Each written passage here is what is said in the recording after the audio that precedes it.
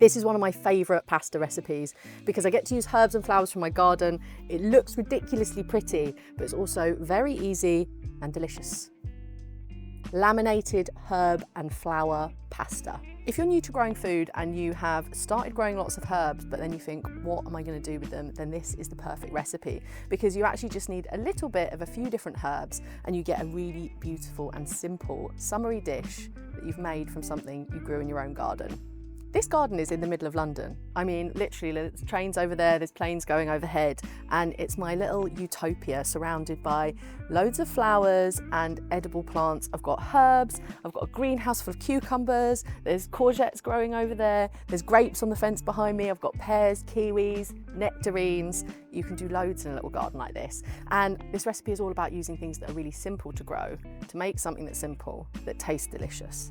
So, basil, chives, parsley, edible flowers like nasturtiums, and these gorgeous little blue ones which are called borage. But really you can use any herbs that you like, any edible flowers that you like. These are actually all grown from supermarket herbs. It's one of my favourite hacks in the garden. Homemade pasta might seem a little bit scary, but it's just 2 ingredients. Double O flour, which is just a very fine flour, and eggs. That's it, that's all that's in homemade pasta. And the basic recipe is 100 grams of flour for each large egg. And I err on just a little bit less flour overall to make sure it doesn't go too dry. So maybe I'll go 375 grams of flour to 4 eggs, but that's how you do it. And you do 100 grams per person. So 1 egg, 100 grams of flour, 1 person, 2 people, 2 eggs, 200 grams of flour, and so on. I'm gonna weigh out my flour.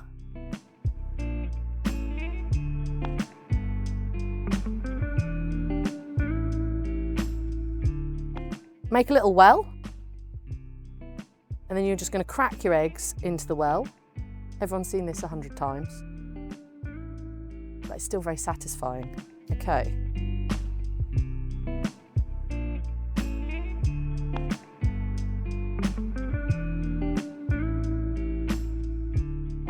I especially got eggs with nice yellow yolks because I wanted lovely yellow pasta. Is it going to fit or is it going to... Oh! We've had a breach. Okay. And this is where I realise I haven't got a fork. Okay, right. I'll just whisk it together. Right, that's not what's meant to happen, but I'm just going to whisk all the eggs together to show you that it doesn't matter if it doesn't quite go to plan. Right, this table's actually balanced on 4 plant pots because I'm filming in my own back garden. And if I can do it on a wonky table that's balanced on 4 plant pots, then I guarantee you can do it in your kitchen. Right, so the idea is you're just going to whisk the eggs in to the flour like this, making a bigger and bigger circle, and then you can just start to knead it all together.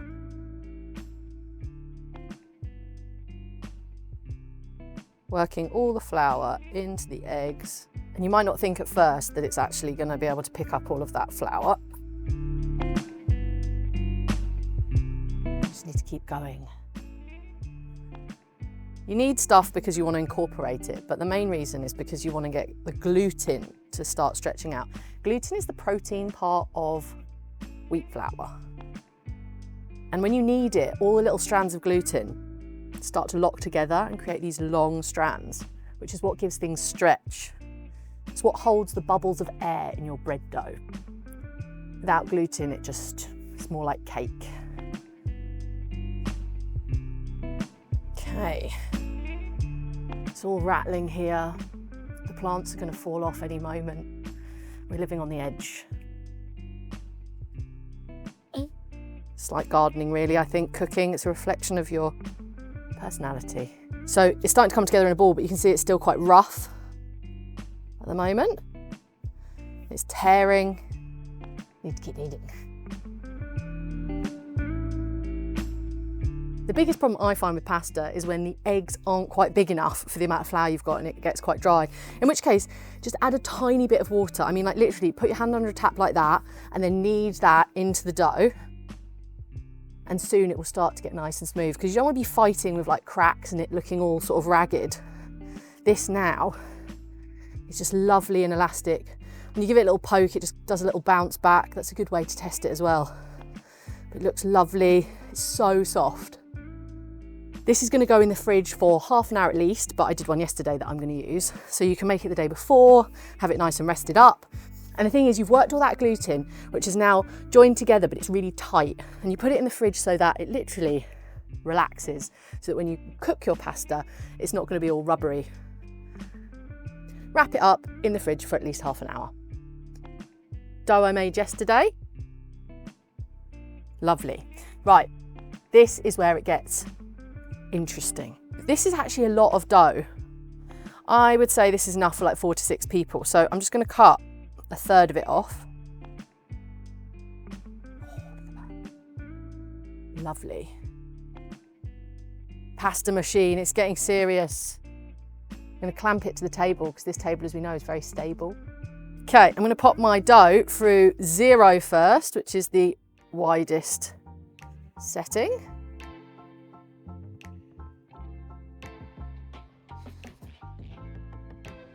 Lovely. And then I just want to make sure it's going to be nice and even, so I'm going to fold it over, put it through again.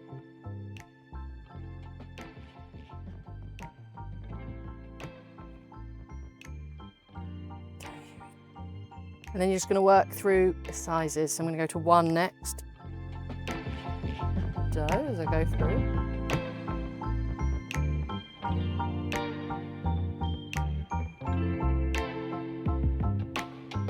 Working through the different sizes, just making it a little bit thinner each time.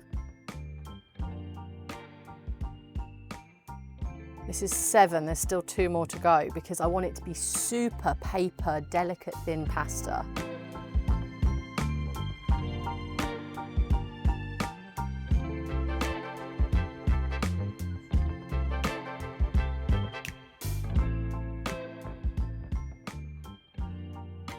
Okay, final number 9.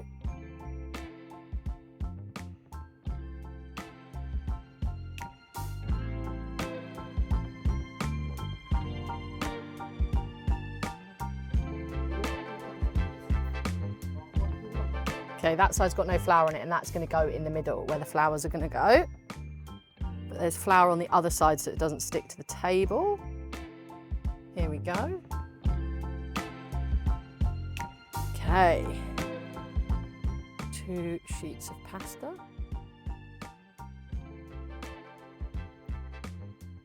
This is the fun bit. So I've got my 2 sheets of pasta, there's a little bit of flour on the underside but not on the top, and now I'm just going to start picking herbs and flowers and just putting them straight onto the pasta like this.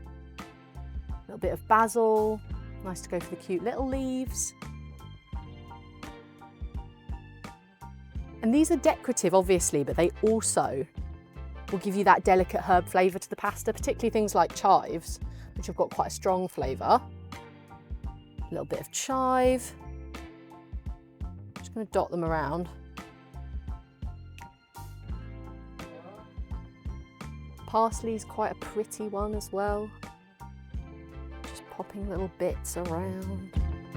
This is one of my favourite edible flowers. It's called nasturtium, and actually the whole plant is edible. The flowers are like really peppery, they're very pretty. You can use the leaves, you can use the seeds, but they're also really easy to grow. They kind of thrive off neglect. They actually flower better if the soil is poor or if they're not watered very well. So that's why those ones are doing so well. It's been such a dry spring, and keeping this container watered has been difficult, but it's meant I've got loads of flowers. When they're well watered, you just get loads of foliage and not so much flower. You can get them in variegated varieties, trailing varieties, dwarf varieties. And I'm just going to pull off the petals and pop them in here. Just trying not to overlap any of the herbs because you don't want it to be too thick anywhere.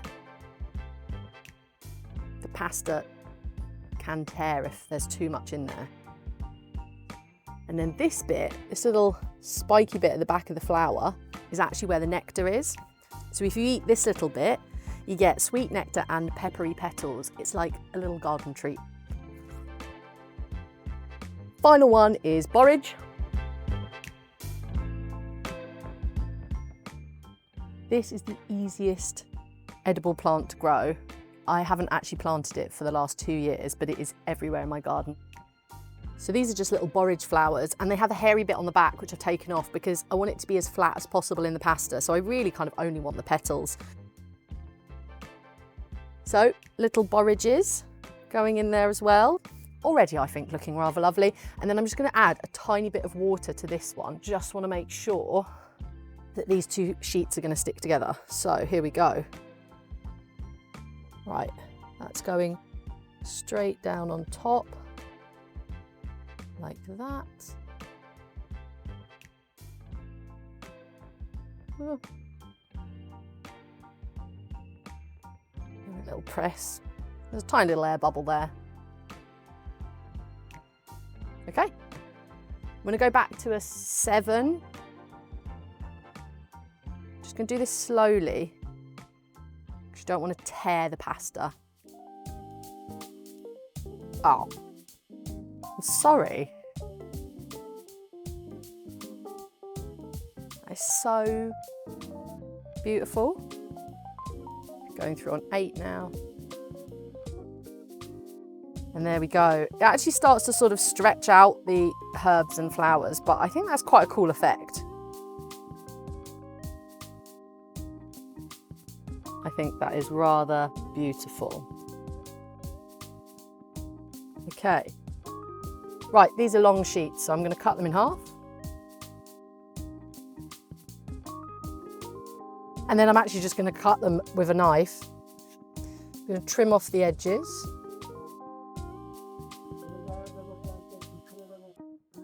Like that.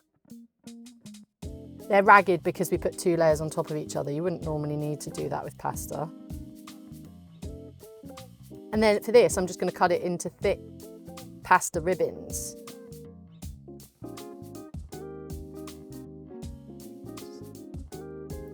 You can also just roll it up and cut it, but I think it gives you like a slightly wonky line, so I'd just rather cut it like this.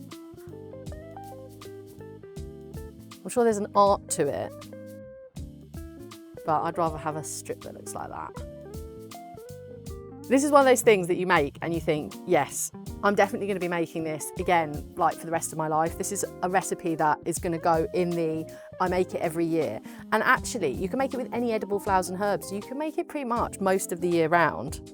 It is very summery though. So there we go. That is ready. That is now ready to cook, and I'm just going to literally boil it for a couple of minutes and then serve it with some lemon butter. Boiling water on a little camping stove, loads of salt in there. What do they say? Cook pasta in water as salty as the sea. I think that's always a good mantra when you're cooking pasta. And I'm going to drop it in just for like literally a minute or 2. Okay, that's all going in. And as I'm dropping it in, I'm just making sure that it's not like all going in a big clump. It's literally going to take couple of minutes. In the meantime, whilst that is just bubbling away for a minute or 2, I've just melted a little bit of butter and I'm just going to zest this unwaxed lemon into it. So just zest into the butter. You do this when it's nice and warm on the hob. Right, pasta looks like it's ready. What I'm going to do is pull my pasta out, just pop it into that lovely lemony. Oh, beautiful. Just going to go into that little lemon butter.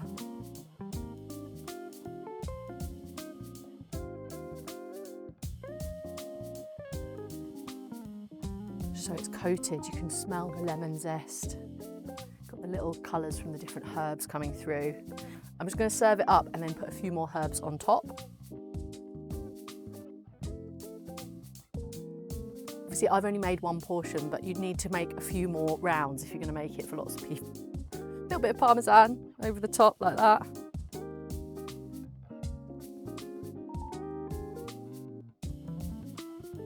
And then we're just going to put the same herbs that were in there, so it kind of all mirrors. I literally am just going to break them up and just pop them on top. Some little sprigs of basil, those little leaves, some edible flowers, the nasturtium petals. And the thing is, the ones that are actually in the pasta don't have that super peppery flavour. So by adding fresh herbs, you get kind of two different layers of like herb and flowery flavour. Because even that little tiny, oh hello, there's a small creature in here. I'll let it keep that bit of a flower, there you go. And finally, just a few of these pretty little borage flowers. Perfect. Okay, there we go. It smells really good. You've got like the warm herbs, so the smell of the chives and the basil, and then the lemon zest as well, which is the real kind of key flavour in the sauce, which is otherwise just butter. But look at that. Oh, big long sheet of pasta. A little bit of the lemon butter.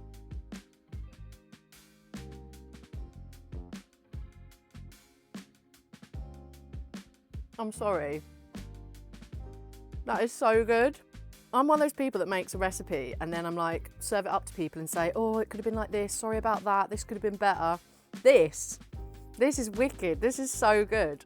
I'm going to be bragging about this and cooking it for everyone like all the time, and you can cook it for people too. And if you want to be a bit more advanced, you can also use this to make stuffed pasta, and there's a recipe for borage and ricotta stuffed floury herb pasta on my YouTube as well, so check that out. It's the perfect thing that everybody, regardless of space, can do to grow their own food and turn it into something delicious. Cheers to that.